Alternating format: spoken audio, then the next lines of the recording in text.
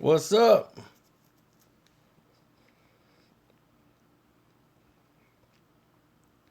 There's the man. Fear the beard. James Harden.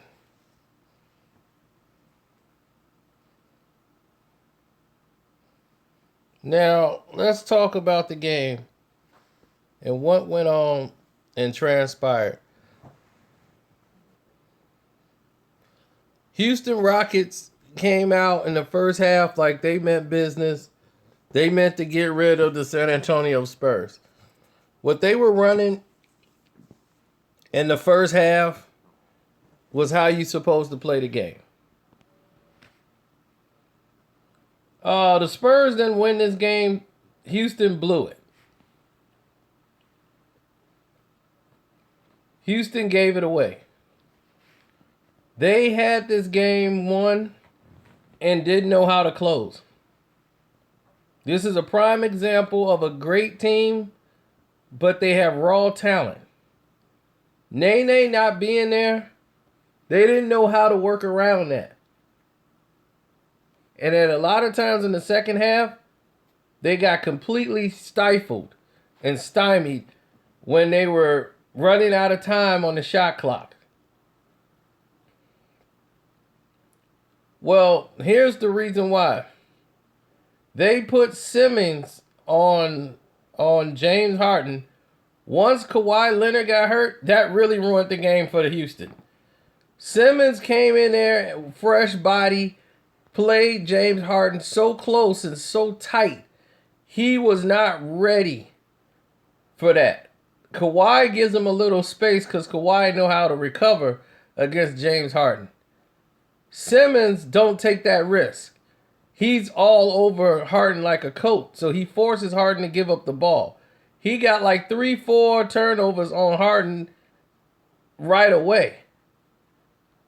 He's a very aggressive defender. He's just not that potent of a scorer in Simmons.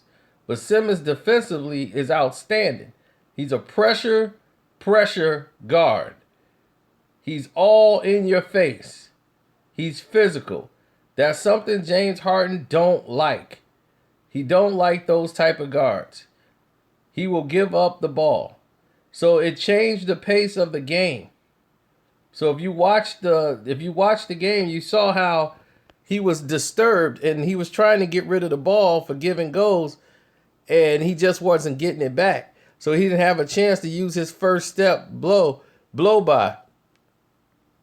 It threw him off his game. And the pressure got too much in the second half. That's why he shot so horribly.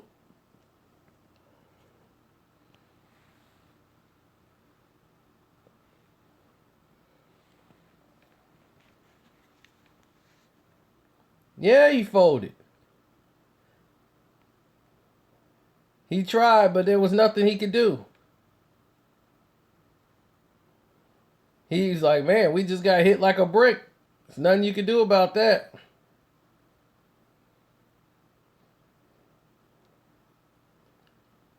Look at that stat.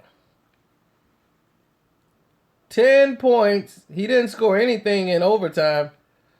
So you're looking at 10 points in the entire second half when he started off the first half with 23 points. He was 8 of 13, hit 3 of 7.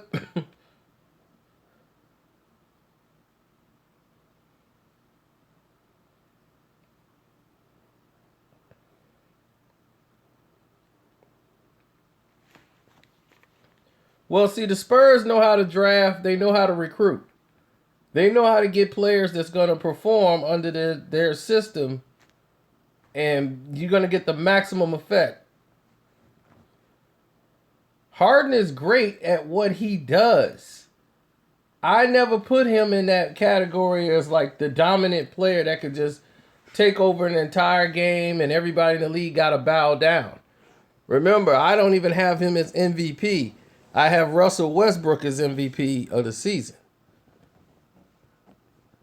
But I think if you want to take a team that put a player on there that'll help build a team to get them to an NBA championship, James Harden is the player you would get before you would get Russell Westbrook. Russell Westbrook is not going to lead you to a NBA championship. Harden would.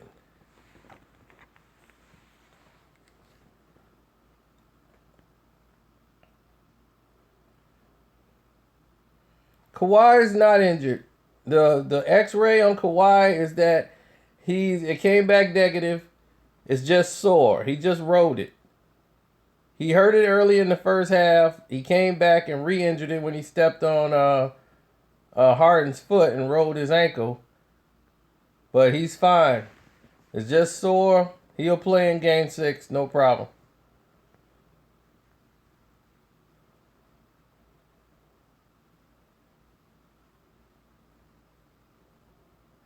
Well, see, here's the thing. They're supposed to win Game 6. They're supposed to win Game 5. Even without Nene, they're playing a Spurs team that didn't have Kawhi Leonard and they don't have Tony Parker in the game. Now, granted, Tony Parker don't normally play a lot, but in this series he have.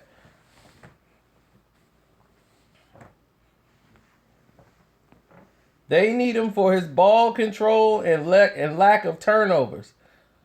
That's why they need his control. Patty Mills, he's an X factor. And what they gonna run is like a double X play where the point guard just kicks it out on the wing. You got everybody basically making an X. Two guys in the corner, two guys in the corner, and the two on the wing. And then the point guard is up there at the top by himself. And he normally kicks it out to the corner for that first shot, that first 3 shot. Houston played perimeter basketball, catch, spot up. Anderson is going to be all the way in the corner. Why? Because he shoots about 45% from that position. So when Anderson shoots his threes, he don't like to be straight away. You won't see him at the top of the key. That's not where you're going to see Anderson. You're going to see Anderson on the wing, on the elbows for threes, or all the way in the corner. They play to their strengths. They see who's the strongest player that we have in their position. Houston put them in their position. They know that Harden's going to get to the second level. If James Harden gets to the second level, then they know they got what they want. Everybody's going to have to rotate to try to block and come off their man to guard Harden. But if you take James Harden stop him from getting to the second level, and he can't get by you with that first step, is what Simmons was doing, now you create a problem. And Houston's going to have a problem because they do not move good without the basketball. They don't slash to the paint in the lanes. They don't play a big man game. They play a perimeter game. And if you take that first step away from Harden and he cannot find the little cuts in the lanes to get open, to penetrate and kick it out, they're in trouble.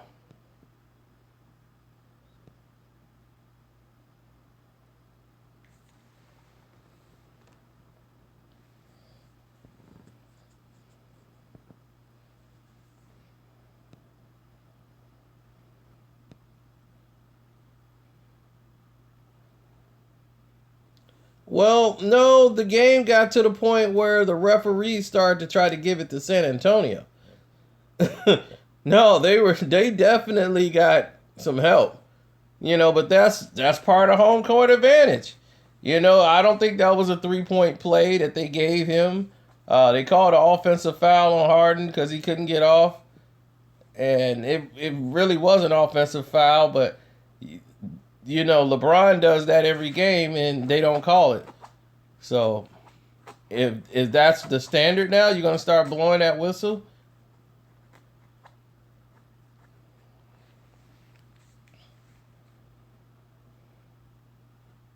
Yeah, I could see it. The refs did the best they could. This wasn't about the refs tonight. Houston had the chance to win the game completely. They blew so many opportunities. Wow. When Harden is indecisive and he doesn't know which way is up, He does some things out of panic that just makes zero sense to me.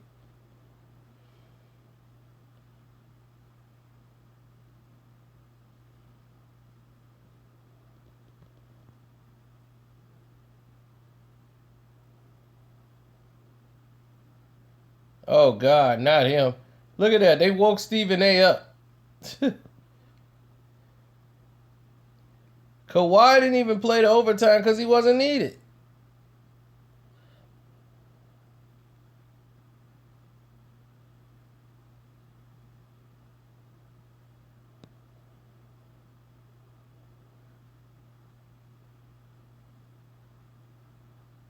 Here it is, the last play.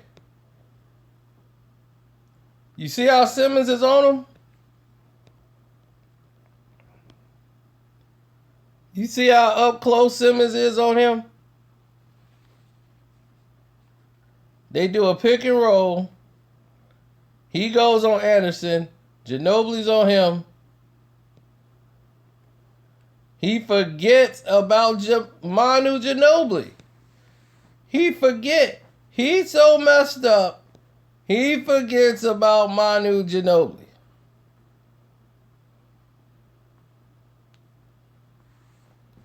Simmons got him so far off his game.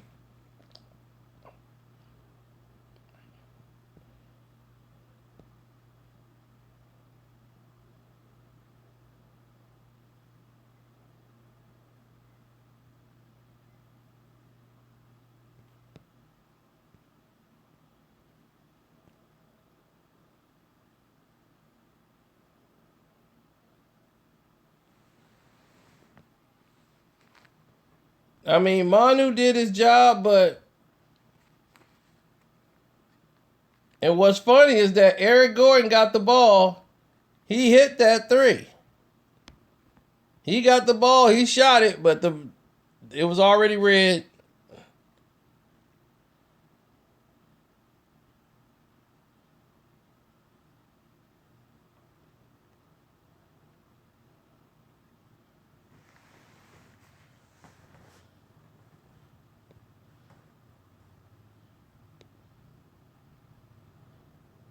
So Gordon actually hit the three.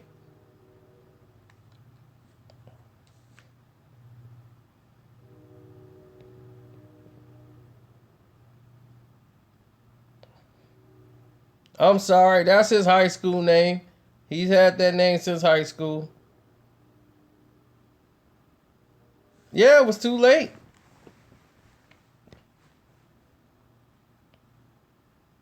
I mean, the team rallied together and they survived. All this means is this going 7 games and you're not going to see Golden State play until Sunday on Mother's Day.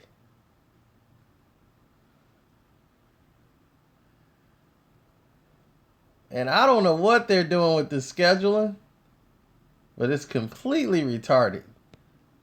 It seems like forever since we've seen a Boston and the Wizards game.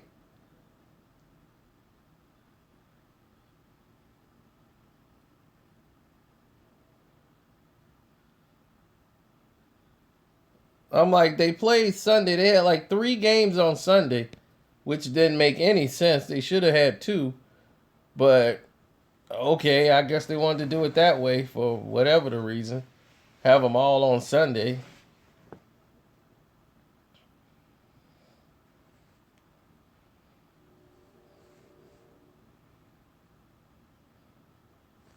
And now, I don't know when they play again.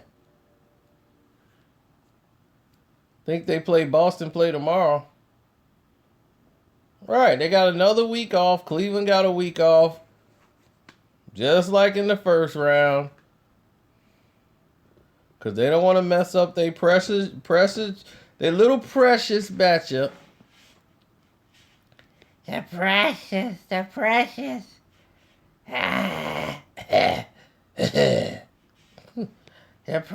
matchup.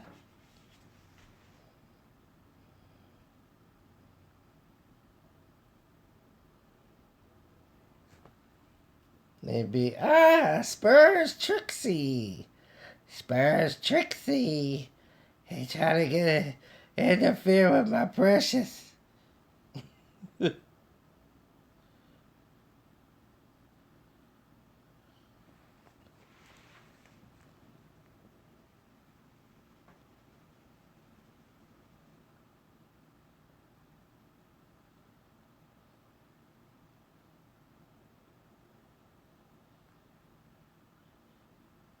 Precious, precious, precious. Yes.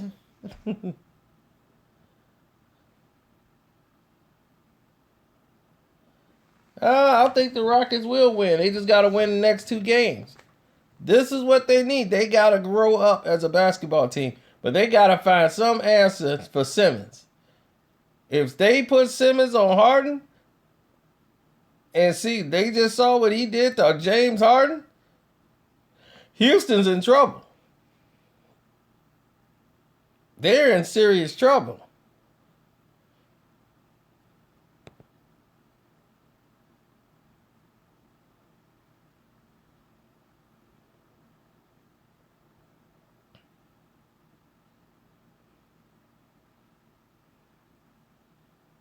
All ball.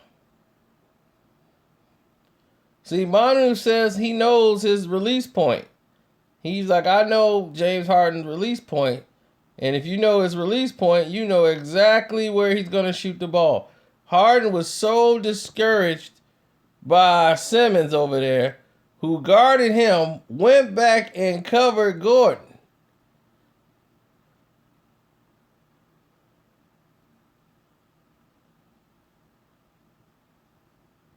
Whom he should have kicked the ball to. But Simmons did a great job of covering Harden, then rotating over back to Gordon in case he wanted to dip the ball off. And Harden, for some reason, didn't pump fake and forgot Manu Ginobili was over there. That's how concerned he was with Simmons. He forgot all about Manu Ginobili.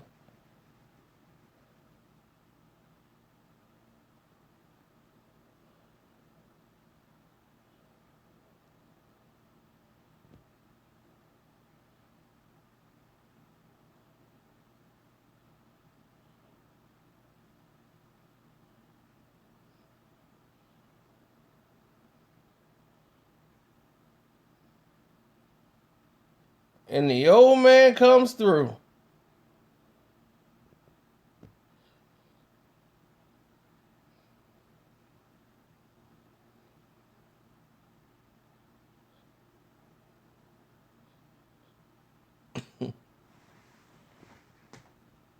Well, see, Tony Parker, they used to not playing with Tony Parker. Popovich has an old system of if it's not broke, why are you trying to fix it? That's a very old but serious thing about Pop. Pop has it where if the pieces, like he said, Manu Ginobili, I'm going to play him until he drop dead. Why in the world I'm going to trade him to another team when I know he can still play in the system? He knows what we do here.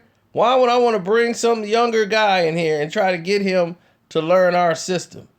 Well, we could be having this older guy on the team. He still performs. Why am I going to get rid of him? Tony Parker, play till he drop. Why you got to get rid of or trade these players?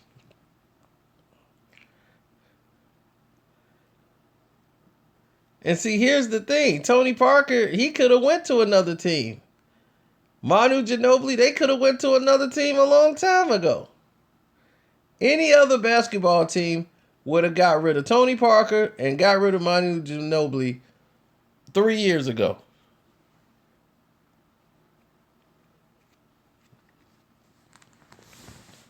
Not the Spurs.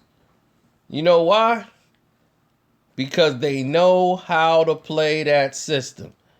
They know their roles. Tony Parker don't even play that many minutes. They got guys already that know the situation. They used to playing without Tony Parker.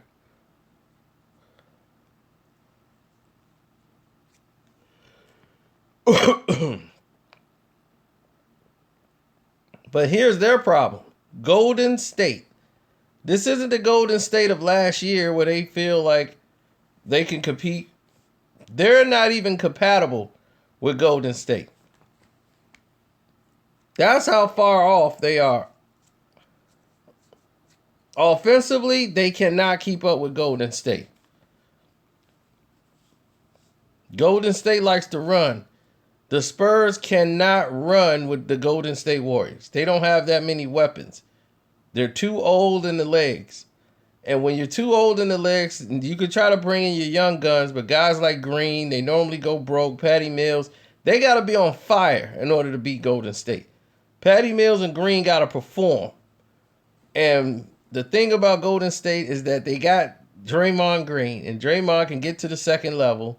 He's going to match Kawhi on the inside. They're going to battle for rebounds. It's going to be tough for Kawhi. He's got too much to worry about.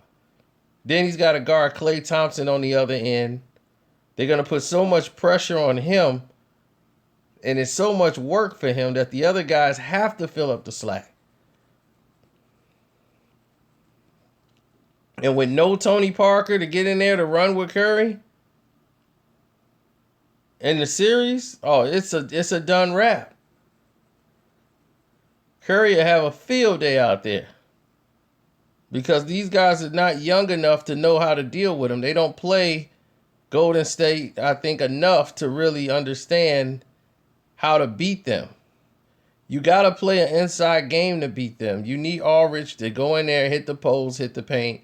Tim Duncan was very key every time they played against Golden State. He had size, he could rebound, he could pass out of the paint.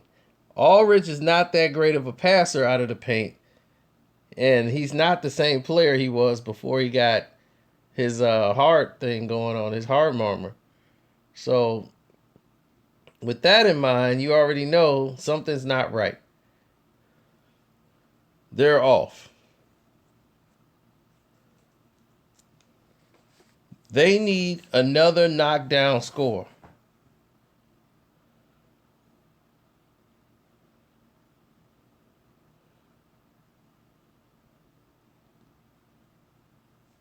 They got to slow the game down and play on the inside. That's the only way you could beat Golden State.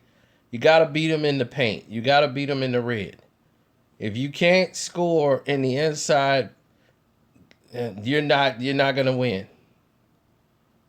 Cleveland think the only way to beat Golden State is to play like Golden State, but they're not Golden State. They're looking at one element of Golden State, thinking of three-point shooting, and thinking that's how you beat Golden State. You got to be on point three-point shooting every game for an entire game all the way through 4 times. Can you do that? Absolutely not against Golden State, because they don't play that way. They're not going to allow you to pull away from them.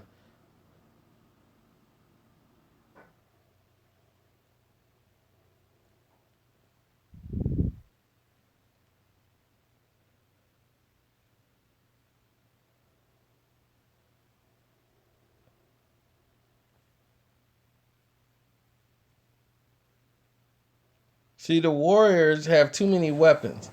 And now that you got a Kevin Durant, when you need that basket when things are not going well, you can just give the ball to Kevin Durant. Kevin Durant will get you that basket a lot better than Klay Thompson will. If Klay Thompson's having a bad shooting night, he's done. He can't really drive and get you a shot. He'll try, but he's mentally out of the game. Kevin Durant could drive, get a layup, go to the foul line, hit the little jumper if his three is not dropping. He has options. He has way more options, way more weapons. He has post moves. He's the X factor.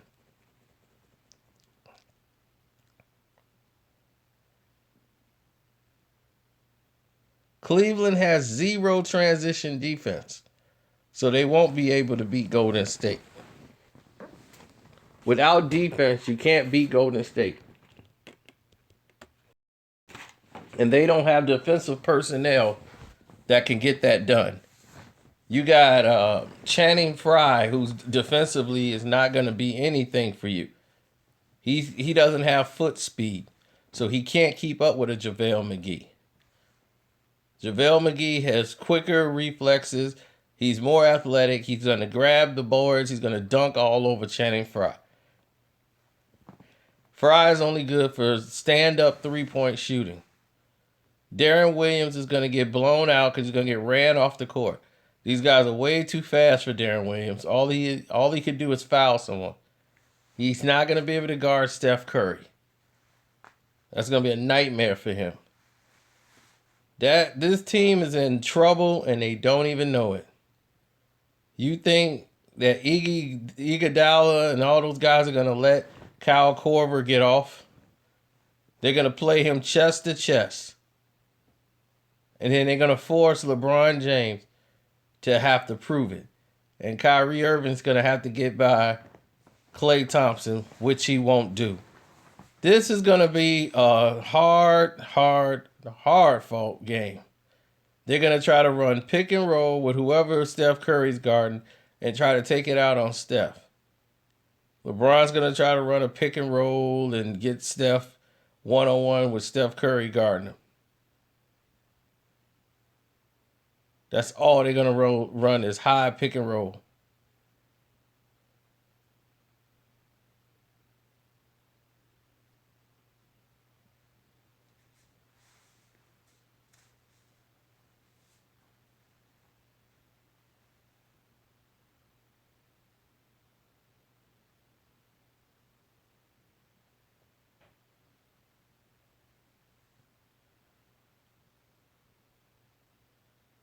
No, I'll just tell you who's going to win the championship, and that's it. That's just it.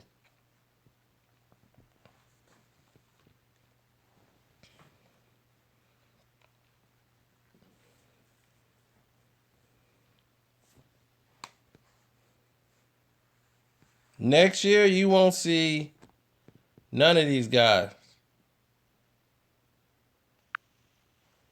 Next year, you won't see any of these guys in there. Next year, we're going to have a whole new NBA champion. I don't think we're going to see Golden State and Cleveland again.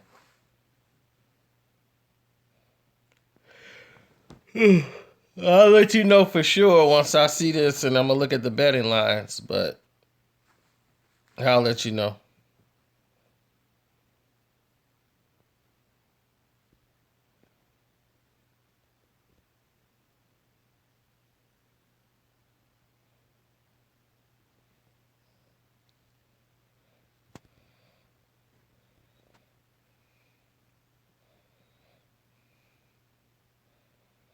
Oh, if LeBron win, I'm done. I'm not watching another game. They can have this whole NBA thing. I'm done.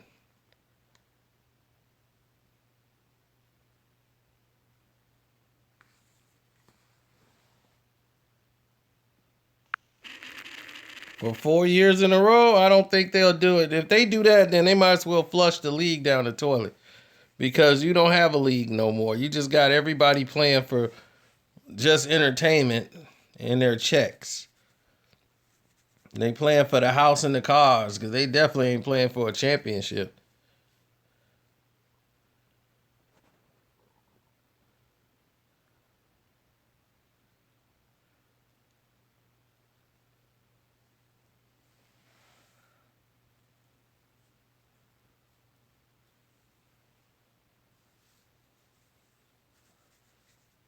Exactly. So I'm glad I broke it down for everybody. No, I won't say he's no GOAT. But we got about 1 minute left. So any questions, let them fly.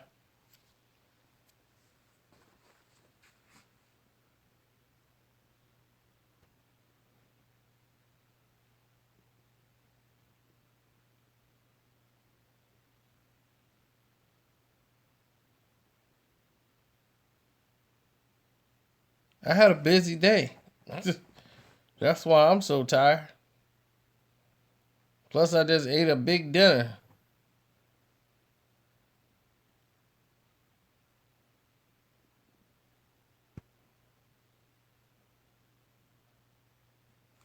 I have Washington winning the series, but you never know.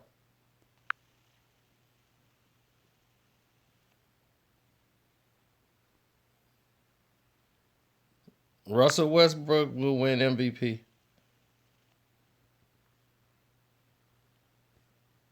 Yes, football season. Of course, I'm looking forward to it because I want the Chicago Bears to lose under 5 games. I said they won't even win 5.